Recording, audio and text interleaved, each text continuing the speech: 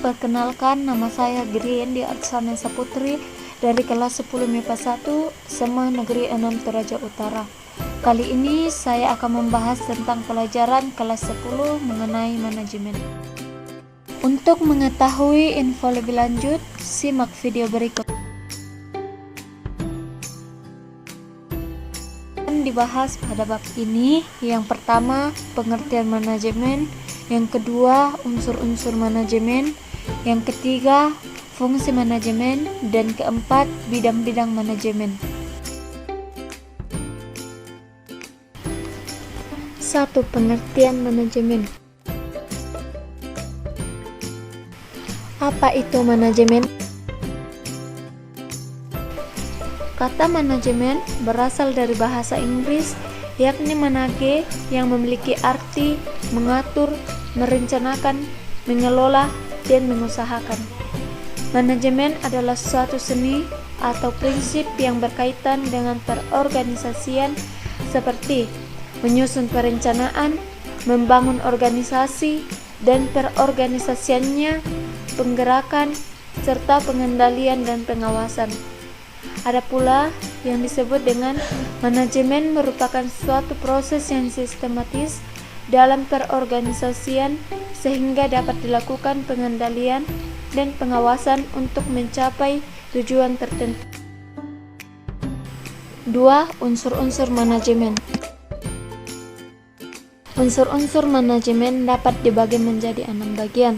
Pertama, manusia, kedua, uang, ketiga, material, keempat, mesin, kelima, metode, dan keenam, pasar.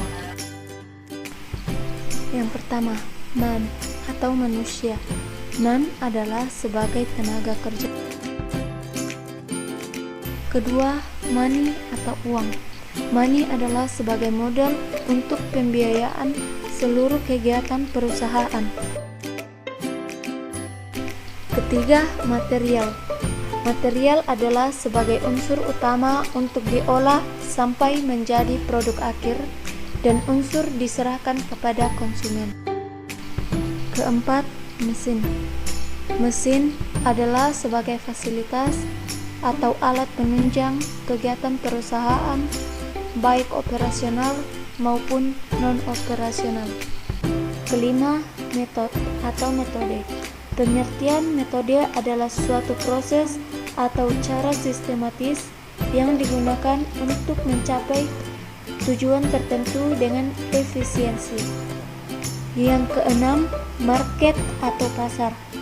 Pasar merupakan sistem yang memungkinkan pembeli dan penjual dapat bertemu untuk membeli atau menjual sebuah barang atau jasa tertentu. Fungsi manajemen. Perencanaan atau planning.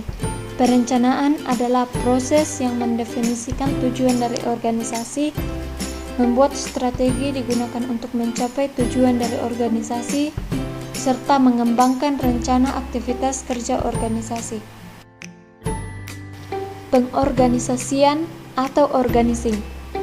Pengorganisasian atau organizing adalah suatu proses untuk penentuan, pengelompokan, pengaturan, dan pembentukan pola hubungan kerja dari orang-orang untuk mencapai tujuan organisasinya. Penggerakan atau equating.